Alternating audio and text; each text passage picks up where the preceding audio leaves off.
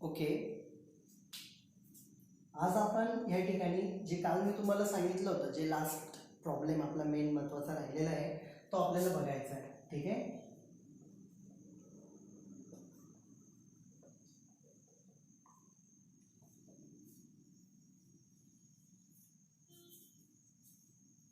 Okay, आता बघा या ठिकाणी a tennis ball is thrown up, it reaches to the height of 4.05 metre before coming down.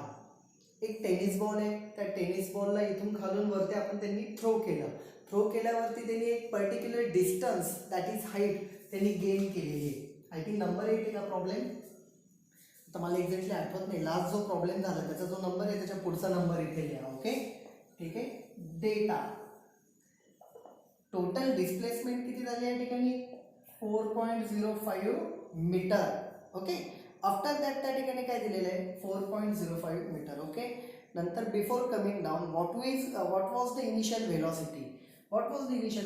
आता ह्या ठिकाणी काहीतरी व्हेलॉसिटी द्यावी लागली ना, त्यावेळेस तो त्या हाईटपर्यंत गेला. इट मीन्स फायनल व्हेलॉसिटी, त्या ठिकाणी तो ज्या वेळेला पोहोचलेला आहे at that time the velocity is v is equal to 0. They are given that acceleration, that is the gravitational acceleration, minus 10 meter per second square. Why it is minus 10? G is 10, but it is going in upward direction. Upward direction ला gravitational acceleration negative असतं. ठीक आहे. आता या ठिकाणी आपल्याला एक formula आपल्याला विचारलं आहे त्यांनी की initial velocity at that time किती आहे. ठीक आहे.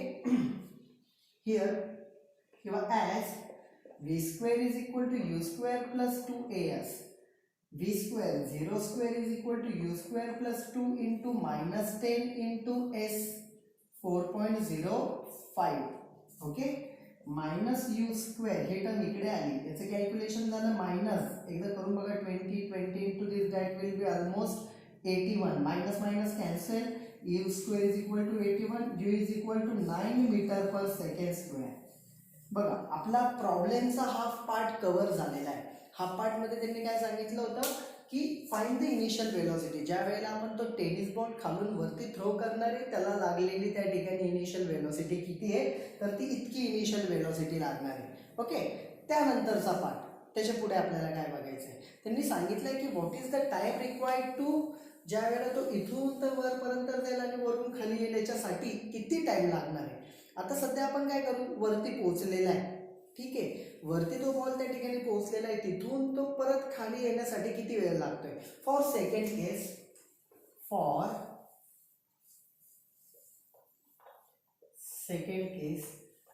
केस म्हणण्यापेक्षा मी इथं लिहितो दॅट इज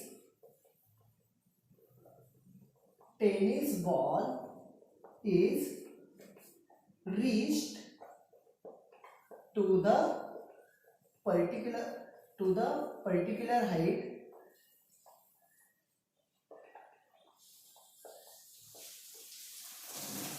त्याच्यानंतरचा पार्ट काय येणार आहे.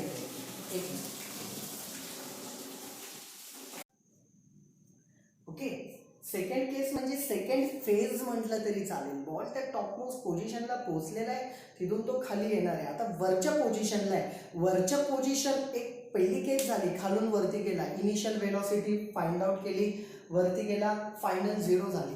आता सेकंड केसमध्ये तो काय होणार आहे, वरतून खाली येणार आहे. ही सेकंड केस स्टार्ट झाली किंवा सेकंड फेज स्टार्ट झाली, त्यावेळेला हिअर इनिशियल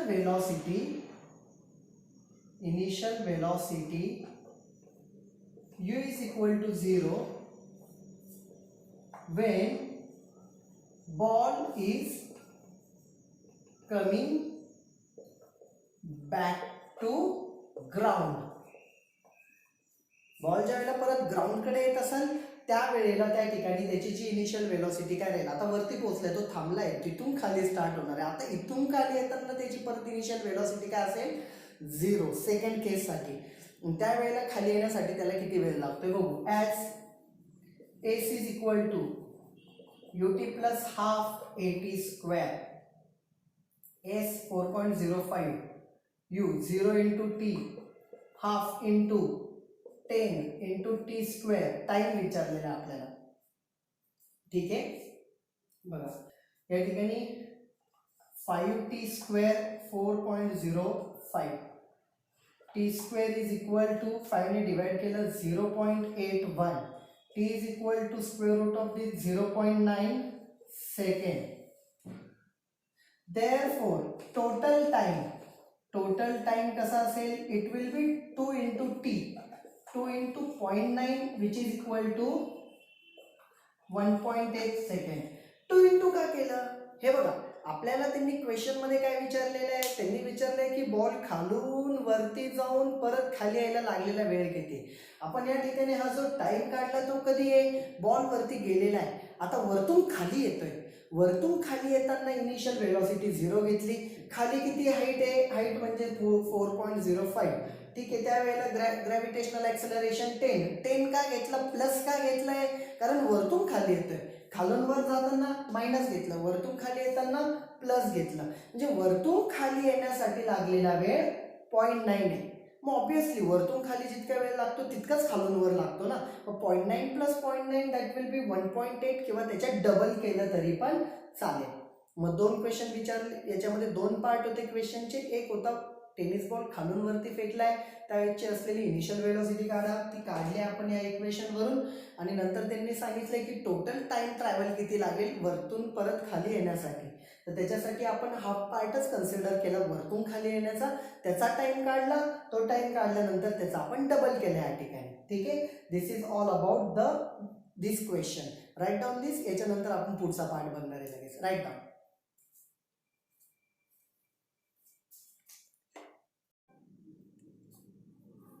ओके, आता या ठिकाणी आपल्याला काय बघायचं आहे, एक थोडंसं थेरोटिकल पार्टबद्दल माझं थोडंसं डिस्कशन करायचं राहिलं होतं. तेवढं एक पॉईंट मी तुम्हाला इथे सांगतो. एस्केप वेलोसिटीकडे आपण परत जाऊ, तुमचं रिवाइज पण होईल आणि तो पॉईंट पण परत एकदा रिपीट होऊन जाईल.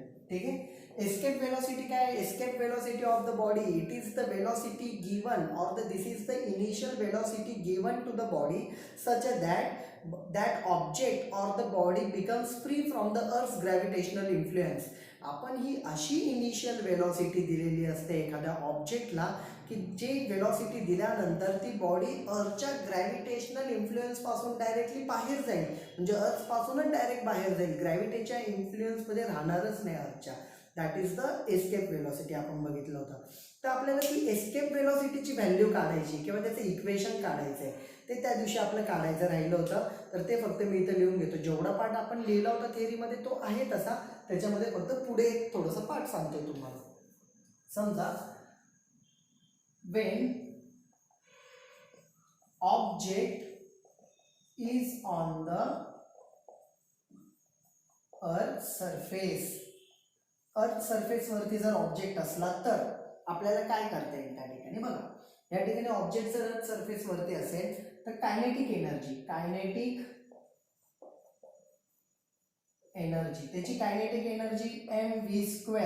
आता व्हेलॉसिटी काय असेल, एस्केप व्हेलॉसिटी VE लिहितो, त्यांनी VES लिहिलाय, पुढे फार एस लिहायची गरज नाही, कन्फ्युजन होईल, VE लिहिलं तरी चालेल. Velocity represent escape velocity. ठीक आहे, नंतर as we know that potential energy आपण लिहिलं होतं, काय लिहिलं होतं, पोटेन्शियल एनर्जी. किती लिहिली होती potential energy, -gmm upon capital R, where capital R is the radius of the earth. ठीक आहे, हा एक पार्ट. त्याच्यानंतर आपल्याला काय बघायचं, बघा या ठिकाणी निगेटिव्ह साईन काय दाखवतो, आपण लिहिलं होतं negative sign indicates it is bound with the earth surface किंवा अर्थ असं लिहिलं तरी चालेल. ते ऑब्जेक्ट अर्थ सोबत ते पकडून ठेवलेले आहे त्याला, असा मिनिंग आहे. ठीक आहे, by energy principle of conservation of energy, by principle of conservation of energy. या ठिकाणी kinetic energy is equal to potential energy असेल. कायनेटिक एनर्जी किती आहे, 1/2 mve². पोटेन्शियल एनर्जी बघा मी लिहितो इथे -gmm अपॉन R, बट या ठिकाणी मायनस साईन मी लिहिणार नाहीये, कारण निगेटिव्ह साईन काय दाखवत आहे की त्याला पकडून ठेवलेलं आहे फक्त अर्थ सोबत, मग ती दाखवली नाही तरी चालेल. सध्या तुम्ही फक्त त्याची मॅग्निट्यूड लिहा. कॅपिटल एम तर तुम्हाला माहिती, this is the mass of the earth. Small m mass of the object, R is radius. हे आपण स्टार्टिंगलाच लिहिलेलं आहे, कधी एस्केप वेलोसिटीच्या वेळेला, त्यामुळे मी तर रिपीट केलं नाहीये.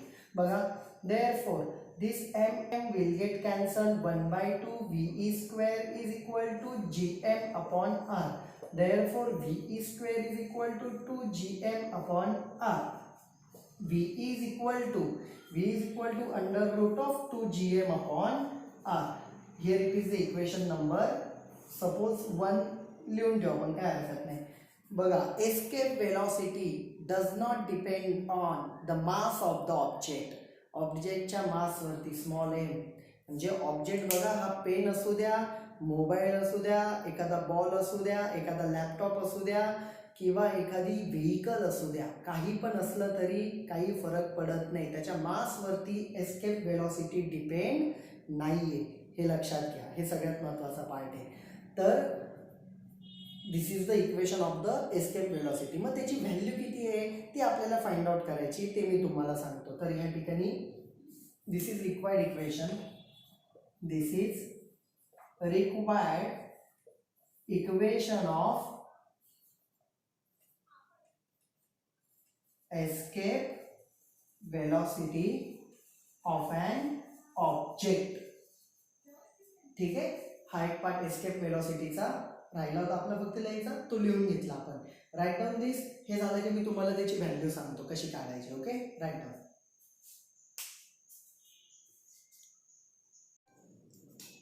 ओके, परत आपण बघू. इथे लिहितो मी एस्केप वेलॉसिटी.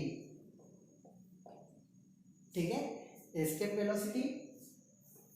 त्याच्यामध्ये काय आता काय आलं होतं, इक्वेशन ऑफ एस्केप वेलॉसिटी काय आलं होतं, v is equal to under root of 2 gm upon r, which is independent of the mass of the object. ऑब्जेक्टच्या मासवरती ते डिपेंड नाही, ते आपण ऑलरेडी बोललोय त्याच्यावर. ठीक आहे, आता बघा, याला इक्वेशन नंबर आपण दिलं होतं, इक्वेशन नंबर 1. आता पुढे बघूया आपण इथे काय सांगितलं आहे आपल्याला. As g is equal to gm upon r square. हे बघितलेलं आहे ना आपण, g is equal to gm upon r square. Therefore gm is equal to g into r square. Am I right? gm is equal to gr square. Value. Therefore equation 1 काय होईल, v is equal to under root of 2 gr square upon r. 1 r will get cancelled. Escape velocity will become under root of 2 gr. This is equation number 2. Escape velocity of an object. ठीक है, therefore v is equal to under root of 2 into what is the value of g here, gm is equal to gr square. Okay, 9.8. okay, after that त्या ठिकाणी r ची value किती आहे, r ची value आहे radius of the 6.4 into 10 raised to 6 metre. हे standard value आहे radius of the in metre. ठीक आहे, यांचं आपण कॅल्क्युलेशन 2 into this 64 12.8, 2 ने याला मल्टिप्लाय केलं इंटू 9.8 इंटू याची व्हॅल्यू काय 10 raised to 3. ओके, आता याला विदाउट पॉइंट मल्टिप्लिकेशन करायचं, जी व्हॅल्यू येणार आहे त्याचं अंडररूट काढलं तर तुम्हाला 112 भेटेल. ह्या दोघांचं तुम्ही विदाउट अंडररूट मल्टिप्लिकेशन केल्यानंतर जी काय व्हॅल्यू येणार आहे त्याचा अंडररूट तुम्हाला 112 भेटेल. आणि इथे किती पॉईंट आहे, 2 पॉईंट आहे. 2 पॉईंट आहे आणि स्क्वेअर रूटमुळे मी एकच पॉईंट देणार आहे. समजा 4 पॉईंट असते, 1 2 3 4 असे 4 डिजिट झाले असते डेसिमल पॉईंट, तर मी इथं देताना 2 डेसिमल पॉईंट लेफ्टला आलो असतो. ठीक आहे, 2 पॉईंट आहे इथे, 1 डेसिमल पॉईंट इथे, 1 डेसिमल, टोटल 2 डेसिमल आहे. स्क्वेअर रूटमुळे 1 म्हणजे जेवढे डेसिमल पॉईंट आहे त्याच्या हाफ करायचं. लक्षात घ्या, जेवढे डेसिमल पॉईंट आहे त्याच्या हाफ करायचं. इथं 2 आहेत तर 2/2 1, मग एकच डेसिमल पॉईंट मी दिला into 10 raised to 3. Escape velocity metre per second. तुम्हाला किलोमीटर करायचं असेल तर मीटर टू किलोमीटर 1000 ने मल्टिप्लाय करतात. मग आता सॉरी किलोमीटर टू मीटर करताना 1000 ने करतात, तर मीटर टू किलोमीटर करताना 1000 ने डिवाइड करतील. 1000 ने डिवाइड करतील म्हणजे 10⁻³ ने डिवाइड करतील. हे कॅन्सल होईल. 11.2 kilometre per second will be the answer. ठीक आहे. कन्वर्जन कसं आहे, किलोमीटर टू मीटर करताना 1000 नी मल्टिप्लाय करायचं आणि मीटर टू किलोमीटर करताना 1000 नी डिवाइड. 1000 मीन 10⁻³ त्याने डिवाइड केलं, cancel. 11.2 kilometre per second. This is the answer. This is all about the escape velocity. आज जवळपास तुम्ही असं म्हटलं तरी चालेल की चॅप्टर 1चा जे काय थेरॉटिकल पार्ट आणि सॉल्ड एक्झाम्पलचा जितका पार्ट आहे तो जवळपास संपलेला आहे. तर तुम्ही आज काय करा, आज आपलं लेक्चर थोडंसं लहानच असणार आहे. आजच्या लेक्चरमध्ये एक गोष्ट लक्षात घ्या, हे झाल्यानंतर जेवढे तुमचे मागचे आपण थेरॉटिकल पार्ट बघितलेला आहे, न्यूटन्स ग्रॅव्हिटेशनल लॉ बघितलेला आहे, केपलरचे 3 लॉ बघितलेले आहे, ग्रॅव्हिटेशनल ॲक्सेलरेशन बघितलेलं आहे, ग्रॅव्हिटेशनल पोटेन्शियल बघितलेलं आहे, एस्केप वेलॉसिटी बघितलेली आहे, त्यांचे इक्वेशन्स बघितलेले आहेत. अशा छोट्या मोठ्या गोष्टी त्याच्यामध्ये बरेच आपण कन्सेप्ट बघितलेले आहेत. हळूहळू एक एक 2 2 लेक्चर आपल्याला वाटतं अरे एकच लेक्चर झाले, 2च झाले, एखादं लेक्चर मिस झालं तर काय होतं. जवळपास आता लक्षात घ्या, सायन्स हा पार्ट असा आहे किंवा मॅथ्स हा पार्ट असा आहे की तुमचं एक लेक्चर जरी मिस झालं ना, ते पूर्ण चॅप्टरची लिंक लागायला तुम्हाला अवघड जाईल किंवा पुढच्या लेक्चरची लिंक लागणार नाही. एक लेक्चर जरी मिस झालं तरी तुम्ही काही मिस जर झालं असेल मागच्या लेक्चर्समध्ये, काही पार्ट जर राहिला असेल करायचा, तर तो तुम्ही व्यवस्थित त्या ठिकाणी लिहून काढा, व्यवस्थित बघून घ्या. आणि एक गोष्ट लक्षात घ्या, ज्या वेळेला तुम्ही कोणतेही लेक्चर बघताय ते बघितल्यानंतर त्याच्यामध्ये जितका कंटेंट आहे तो सगळा कंटेंट त्या ठिकाणी लिहून काढा, त्याचे फोटोज काढा. त्या लेक्चरचे फोटो काढल्यानंतर तुम्ही मला सेंड करत जा, म्हणजे माझ्या कम्युनिकेशनमध्ये राहील तुम्ही किती अभ्यास करतायत ते. तर इतका पार्ट आहे. आज हा चॅप्टर जवळपास संपलेला आहे. तरी आपण उरलेला जो पार्ट त्याच्यातला म्हणजे जे काही एक्सरसाइजमधला आहे, तर तो पार्ट आपण उद्या मला काही डिस्कशन करायचं असेल तर उद्या मी त्याच्यावरती डिस्कशन करेल. तर सध्याला आपण या ठिकाणी थांबू. हे लिहून घ्या. Have a nice day. Take care. Bye bye.